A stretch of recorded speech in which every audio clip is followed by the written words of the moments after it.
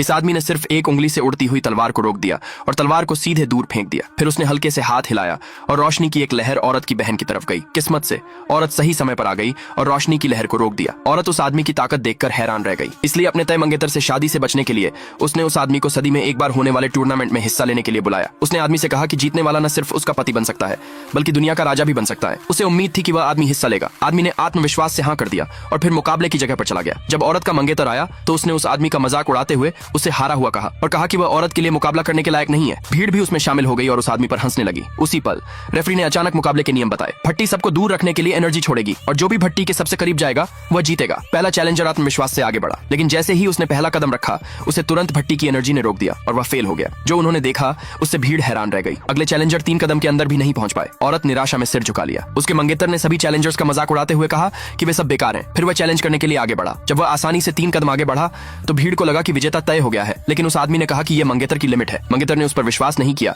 और जबरदस्ती भट्टी की तरफ बढ़ा। उसे तुरंत बहुत ज्यादा दबाव महसूस हुआ, इसलिए उसने अपने पिता से मदद मांगी। उस मदद से वह पीछे धकेले जाने से पहले 5वें कदम तक पहुंचने में कामयाब रहा। औरत की बहन ने यह देखा और जल्दी से औरत से उस आदमी को छोड़ने के लिए कहा। जब रेफरी नतीजा बताने वाला था तो वह आदमी सीधे भट्टी की तरफ चला गया। जल्दी से 6ठे कदम पर पहुंचते ही भट्टी ने एनर्जी का एक बड़ा धमाका किया और देखने वाले सभी लोगों को पीछे हटना पड़ा, लेकिन वह आदमी शांत रहा और सीधे भट्टी तक चला गया। जब आग की लपटों ने आदमी के शरीर को घेर लिया तो भीड़ को लगा कि वह फेल हो गया है। हालांकि जब उन्होंने देखा कि उसे कोई नुकसान नहीं हुआ है तो वे बहुत हैरान रह गए। मंगेतर को लगा कि उस आदमी ने जरूर धोखा दिया होगा और उसने उस आदमी की उपलब्धि चुराने की तैयारी कर ली। दूसरे पार्ट के लिए कमेंट में यस लिखे।